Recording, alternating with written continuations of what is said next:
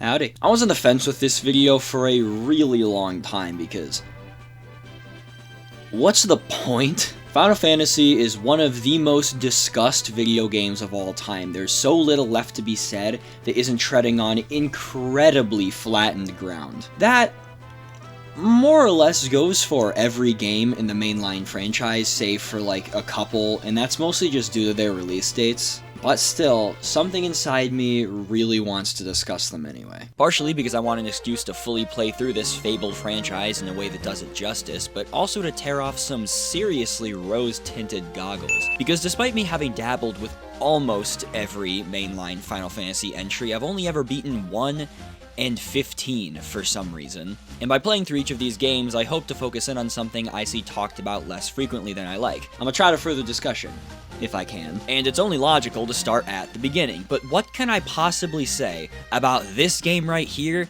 that is worth anybody's time? Something that isn't echoing exactly what everyone else has already said. If you want a classic purist perspective, you have Pro Jared's review series. If you want a hardcore completionist perspective, the other Jared has got you there. Alongside of them are any number of YouTubers from different decades casting their memories into that same pool, which is why I'm not going to do that. I'm not going to dissect the game at large. Final Fantasy I is far from a complex topic, and simply covering the gameplay and story would result in approximately 5 minutes of engaging discussion and 20 minutes of fluff that is both redundant and irrelevant. But to fully shed light on today's primary topic, I do need to cover both my history and general thoughts towards the original Final Fantasy, which includes multiple of its iterations. One fateful May morning, a hospital in upstate New York decided to churn their mutt-flavored child butter and popped out what was, for just a moment, the youngest boy in the world. Now this was all in 2003, so in context to today's topic, I'd already fucked up 16 times. Yes, indeed, in 1987, there I was not. But that doesn't change the fact that the original NES Final Fantasy had a huge impact on forming my uncharacteristically early love for RPGs. For some reason, my family had 2 cartridges of the game lying around, so that meant there was a copy for whenever me and my brother got the sudden urge to fight Garland and then quit once getting to Elfheim, and the other to hold the exalted, the almighty, completed save file of my dear mother. Rest in peace, our gaming days. What this really means, though, is that I have very nostalgia-baked vision for the beginning and end of this game. Everything in between I would experience a little later on the GBA release, Final Fantasy Dawn of Souls, which I had beaten on 3 separate occasions. Not to brag, this game isn't very long, so whatever. This is the version I remember most fondly. It's beginner-friendly, it's gorgeous to both look at and listen to. The thief looks like Link. What else can I ask for? I was fascinated by the mid-game when I finally experienced it, and the 4 extra dungeons that lock you in once entering were my first real experiences with any hardcore challenge in an RPG. Simply put, I have a lot of love for this game. However, it's one I haven't experienced properly in nearly a decade. It's a game that captured my youthful self like few ever could. So having come back to it and experienced in full the Pixel Remaster, a version that once again sports gorgeous visuals, a godly recreated soundtrack, but lacks many conveniences and additions of the re-releases I prefer, do I, a man nearing death, still share that love and infatuation I fondly clutch onto from my childhood? To lay it out flat and ask a question I feel rarely gets asked in our modern age of YouTube commentary. Is Final Fantasy I any good? Yeah. It is. There are very few RPGs that roll simpler than this one. You have an attack, you have spells, and the game is very comfortable keeping things that way. You choose from 6 jobs to make up your party, and I very much like the choices on display. Warrior is your go-to, can use like every item in the game, and will have significantly higher offense and defense than anyone else for your whole run. Though the Thief does have a few tricks up its sleeve to prove its worth. They land more hits per turn than a Warrior, meaning that while their strength weans off by the end, they're incredibly useful for the mid-game. White and Black mages are self-explanatory, though White mages have notably high HP in this first installment. Red mages can choose from both spell pools while sporting respectable offensive stats, though they do lose access to the highest level of the spell tiers. And finally, Monks are kind of an anomaly, as they equip almost nothing, but have disgustingly high attack, like holy shit. I ran a 2-monk setup once on the GBA version, and nothing could even put up a fight. From that initial bout of customization, the gameplay doesn't surprise. It's rarely difficult, and obviously no new mechanics are going to work their way in. It is important to note that the NES version barely functions, especially when it comes to the magic, but in subsequent re-releases, the special effect spells were fixed and are still mostly useless. I will say though, utilizing the damage boosting spells during boss fights make them a total pushover, as do the elemental shields, so it is worth paying attention to which spells you learn, because no character can learn all of them.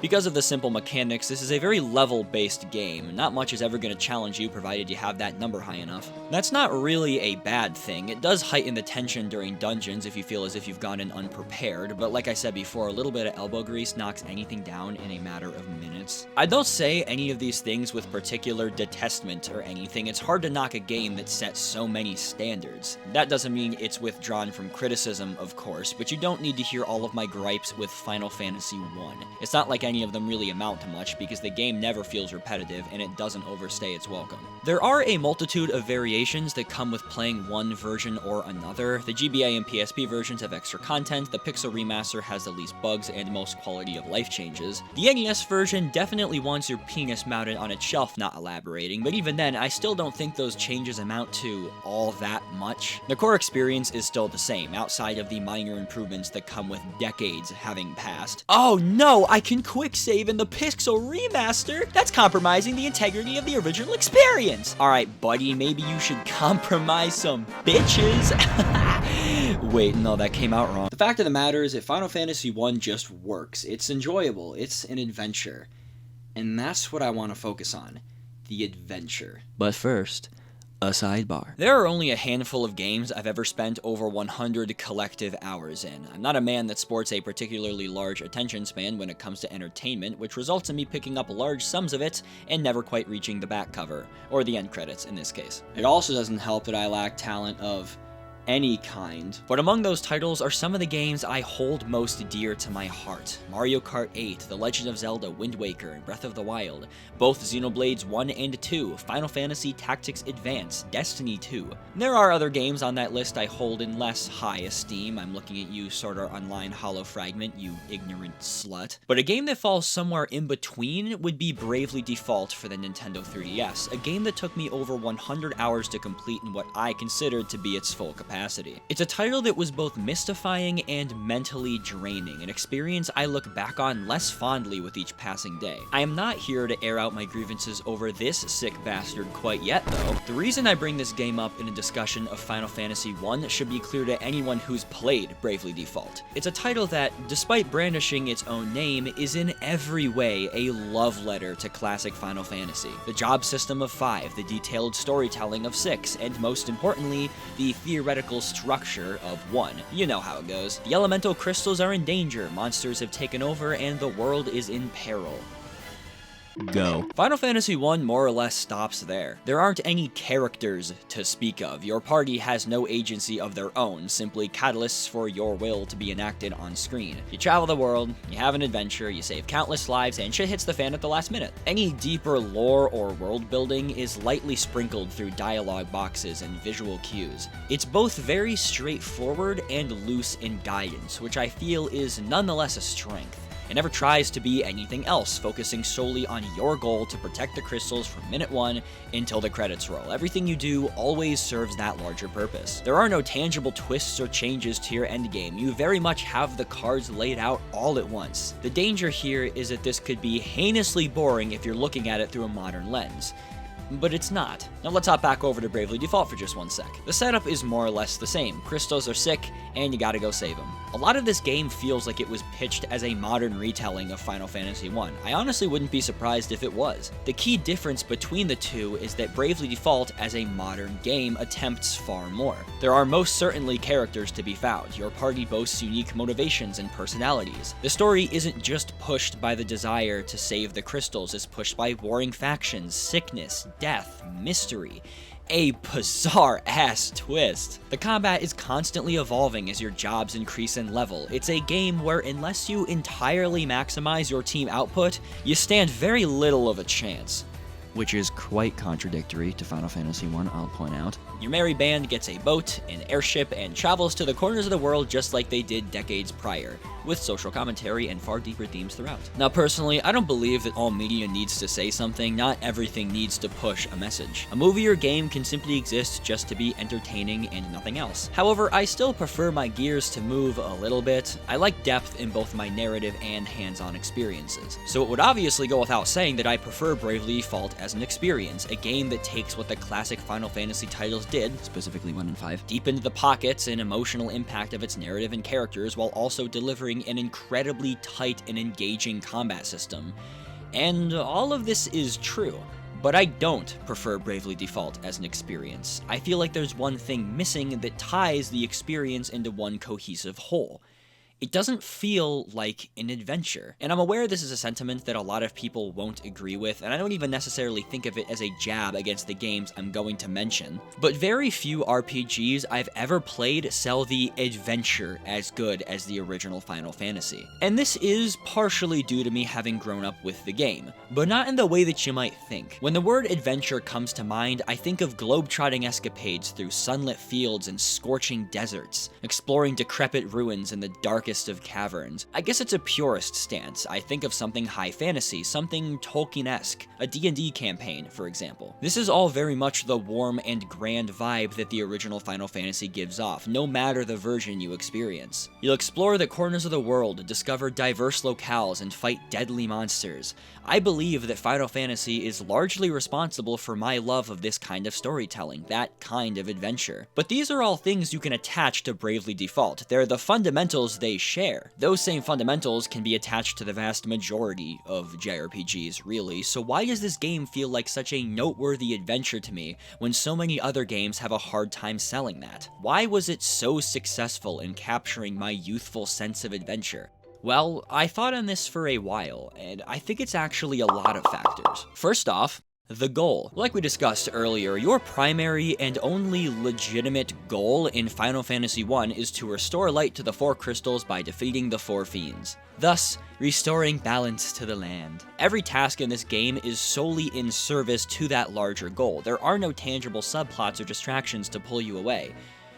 Well, kind of. It's not that there aren't side quests in this game, it's that nothing is necessarily spelled out as optional or not. Obviously, you're gonna need to restore the 4 crystals before you can approach the end game, but every other task is never specified as something essential to complete. Since this game does such a good job at introducing its world to you in healthy doses, you're bound to come across the optional tasks, and will most likely naturally incorporate them into your adventure. A perfect example of this is the Mystic Key, something you obtain after completing your first full dungeon crawl and fighting the second boss. Suddenly, a multitude of doors from that previous dungeon and many other locations are now accessible, granting you tons of new powerful items. You don't have to go around and collect these chests, mind you, the ones in Marsh Cave are notably kind of a pain in the ass, but going out of your way to further explore and grind is probably a habit you've already fallen into because this game rarely spells out your next move. So now you have access to tons of new chests, and if you've been thoroughly exploring, you probably know exactly where they are. Now imagine for a second this game was holding your hand through its explorative process. You would now get a quest marker that leads you to the Dwarves Cave. Hold on, I gotta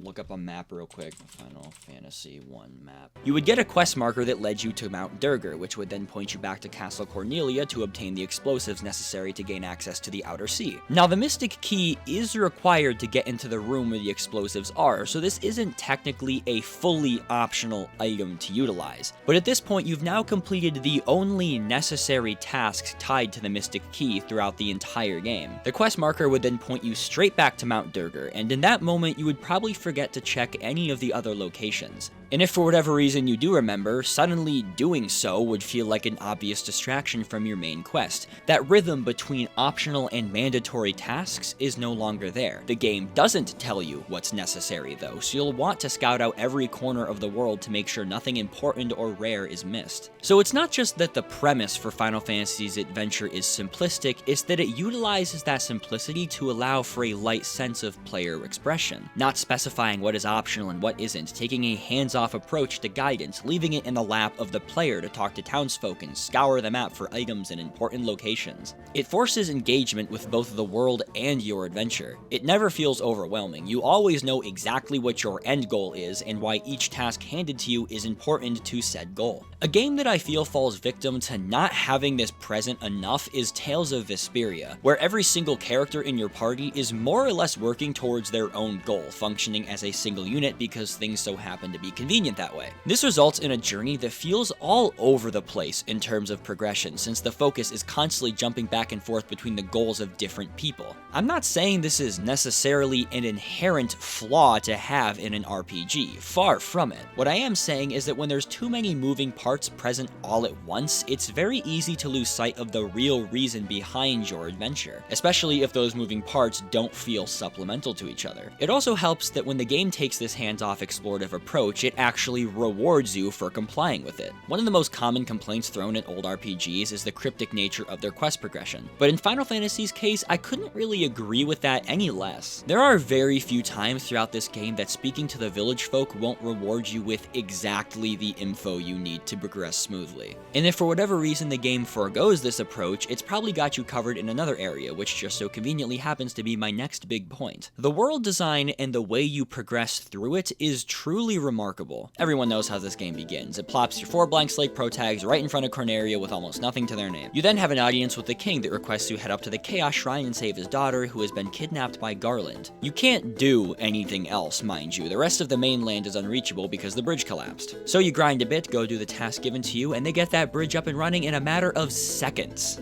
People here truly are friendly, you know? This gives you access to Matoya's cave and the town of Provoca, where you fight a gang of pirates and take their ship for your own. Suddenly, a huge chunk of the world is now open to you. But if you've been paying attention to the townsfolk, you'll know something is going on over in Elfheim. There's a solid chance you won't end up there first, though. You can also disembark back at Cornelia, where the dancing girl can give you hints as to what should be done next. There's a port over by Matoya's cavern, which makes it far easier to get there once the time comes. There's also a port over by Mount Durgar. There's nothing you can do there yet, but they can at least shed light on the issues plaguing the Earth Crystal and their desire to detonate the land to make it a canal. You'll now know what's in store for your future. You were given the freedom to explore a large new area and work out the order of events by yourself. It's quite satisfying. This is how the whole game functions, really. You complete a task, more areas are made available to you, which you then complete another set of tasks that leads to another set of locations. Now, if you're paying close attention, you may have realized that I just described every game ever made. It's a level of freedom that a lot of video games grant you. The wiggle room to explore, but with the inevitable fact that you will eventually succumb to a sequence of events. However, this is where Final Fantasy does something interesting. This game's approach to progression can mostly be broken up into 2 distinct acts. The first, which I just described, your adventures within the Inner Sea. Most of the world is not available to you, but a large chunk of locations are made available all at once. This is the game easing you into its style of self-managed exploration, which I've already discussed. Once you leave that Inner Sea, things change quite significantly. You don't gain access to the northern continent quite yet, simply the remaining areas down south that were previously blocked off by mountains or canals. Right after sailing away from the Inner Sea, you'll approach the crest to restore the Earth Crystal, so naturally you'll do that first. From there though, the game doesn't specifically spell out which crystal to go to next.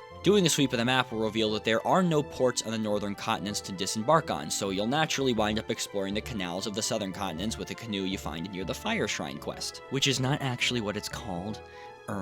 I don't care. This sequence of events will net you 2 crystals pretty much back to back, but you don't have to do this. In the second half of this adventure, it's pretty clear what the next destination is just by its relative distance to your current location, or by spelling it out through an NPC. But the game now allows you to pretty heavily sequence break if you want to approach things differently. For example, forego the entirety of Mount Gulg for now and travel up to the Ice Cavern, grab the Levy Stone from deep inside, obtain the airship from the small desert down south, south, and travel to any of the remaining locations on the map. Get your job change earlier than anticipated, and then wreak havoc on the difficulty curve by doing a ton of shit out of order. I feel like that's also a good thing to mention. Outside of the infamous Peninsula of Power, which was an oversight that allowed access to obscenely high-level encounters very early on, this game doesn't really give you any situations that are obviously above your capabilities. If you're making the conscious choice to skip tons of fights, then that's one thing, but if you're engaging with the game the way it's intended, then the difficulty has a very healthy curve. The only time you're given a chance to become overwhelmed is if you choose to sequence break and head to the northern continents early.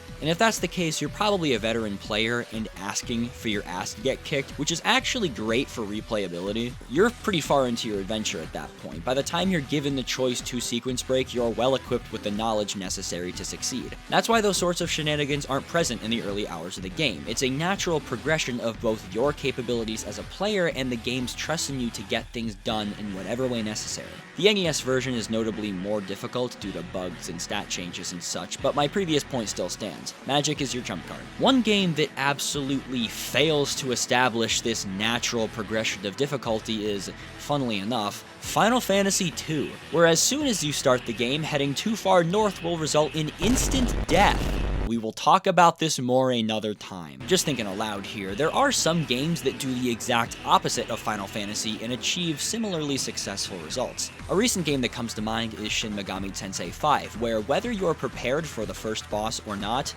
you aren't prepared for the first boss. The Hydra is intentionally designed to beat the shit out of you and break you down so the casual players become hardcore players. That's metal as shit. Anyway, Final Fantasy I just does a really good job of making you feel free and allowing for a level of exploration while still reeling things into a linear quest, before giving players the choice to approach the back half in its dev-intended way. If you happen to break away from the established mold, the game will respect that choice, which is something I in turn greatly respect. Player expression. I'm talking directly to you, Navi. Another thing I enjoy is the route you actually take through the world map. And this is a bit of a nitpick, but I dislike it when RPGs with world maps will delegate a story chapter to an entire continent and then use said continent for nothing else, instead carting you off to another area that will fall victim to the same cycle.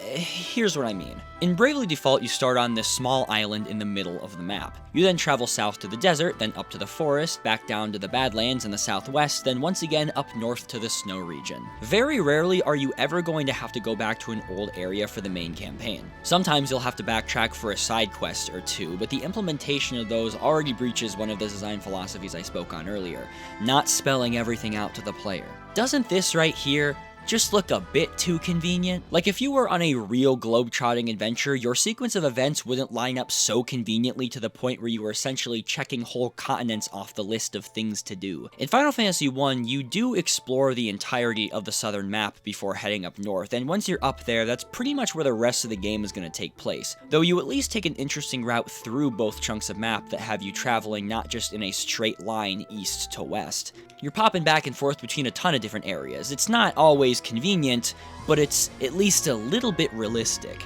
There's also a ton of build-up surrounding the northern continents if you listen to what the village folk down south have to say. You're told that they got hit much earlier by the monster invasions up there, and that life is far more dangerous. And once you finally make your way there, that reputation delivers. Forests and marshes that surround secluded villages that seem ravaged by centuries of hardship. And that, once again, ties into my last big point. The escalation of the adventure is gradual, but noticeable enough that every new challenge or dungeon feels greater, more dangerous than the last. You really feel the world become more ravaged and violent as you travel through it, and the party you lead also shares in that satisfying growth, the hallmark of a successful role-playing experience. Your adventure begins in the safest place it could, not just because the enemies have lower HP and deal less damage. No, there are a multitude of diegetic reasons. Located directly in the middle of the world, Cornelia has avoided the wrath of the fiends altogether. And unlike settlements like Alfheim and Provoca, they aren't being harassed by dark elves or pirates.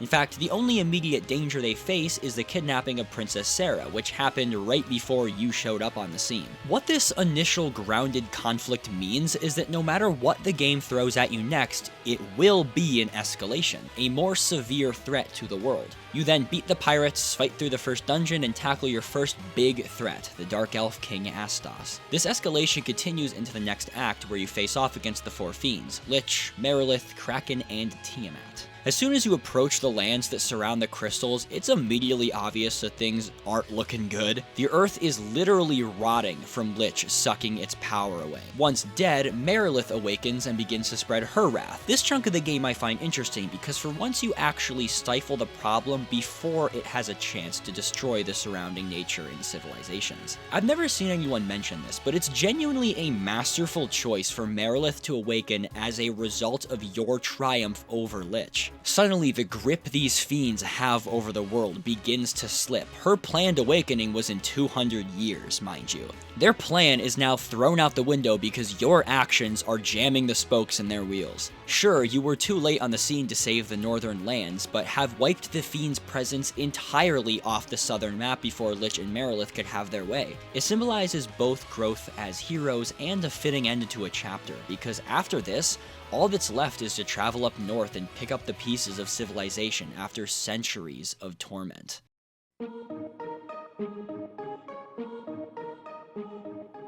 I really did find it surprising just how different all of the northern locations felt in comparison to what came before. Occasionally people would mention the ancient civilizations that used to dwell there, but that fact is made immediately evident. A skyscraping tower lying dormant, alone, in the middle of a desert. A city full of people that speak only an ancient language. An archipelago where dragons dwell. Speaking of this, you're approximately halfway through your journey at this point, so you obviously feel more powerful than you did in the outset. However, you're still the same party, the same individuals from way back when. Something you may have noticed, though, is that some spells or items simply weren't usable by anybody. That's where the perfectly timed job change quest comes in. This archipelago is actually an underground civilization of dragons, which makes a lot of sense. They want to distance themselves from humanity, so they live somewhere that can only be flown to, and you're the only people with an airship. Speaking to their king Bahamut triggers a quest that leads you to a derelict keep to the east. Once again, this is something you'll naturally find because this game absolutely promotes exploring everything. Delving into said keep reveals a short maze of high-tech teleportation devices? Sure, teleportation was present at the end of dungeons, but that was clearly of magical origin. Not this. This quest grants your party a job change, visibly and practically showing off the growth you've experienced. You look older, more confident in a sense. All magic and items are now available to you. You immediately feel more fit to take on the hostility that is the Northern Lands. Moving forward, the game is far more rooted in science fiction than before. What was mentioned in passing is now on full display before you as you take a submarine deep below the ocean to save the water crystal, discover a robot that's crash-landed behind a waterfall, then climb a tower full of said robots and technology only to be beamed up to a floating fortress where computers are constantly on high alert trying to locate a weakness in Tiamat's armor, which makes the upcoming boss so much more threatening. Final Fantasy I really does understand how to heighten the situation gradually, make every challenge seem greater than the last. It's how an adventure should be. Something that also supplements this feeling of constant escalation and change is that every location you travel to, every cave, every town, and larger dungeon is distinct. So thoughts of redundancy are rarely going to enter your mind. A perfect example of this would be to compare Onrak and Melmond, two villages that sit in close proximity to a crystal. With Lich having recently released his terror on the earth, Melmond is in disrepair with patches of dead grass and buildings blown to pieces. The villagers are scared and desperate for your help. However, Kraken appeared far in the past, so Onrak gives less of a desperate, destroyed vibe and more of a village that just simply used to be much more. There's a townsperson that directly addresses the grand history of the town, but it's clearly visible by a large graveyard and pillars that now stand to support nothing. Each location has a story, a history, which is a level of thought and care very rarely put into games. It is very smart that the game specifies that Tiamat and Kraken were awakened in the distant past, because brutal history like that can further contextualize all of the ancient structures and isolated villages that you find speckling the northern continents. It feels as if you exist in a world with history, with a past, present, and future. You don't feel as if the world was made to exist solely for you, the player, to explore. Even though it obviously was. It's almost as if you're catching just a glimpse into the history of a much larger world. This is an aspect of Tolkien's work I find more fascinating than anything else, and it's a result of serious time and care. This sentiment can even be applied to the dungeons, which all feel incredibly distinctive. Terra Cavern and Mount Gulg are similar in structure, being natural cave formations that wind and bend into dozens of dead ends. An aspect of exploration that isn't present in the Pixel Remaster due to the minimap.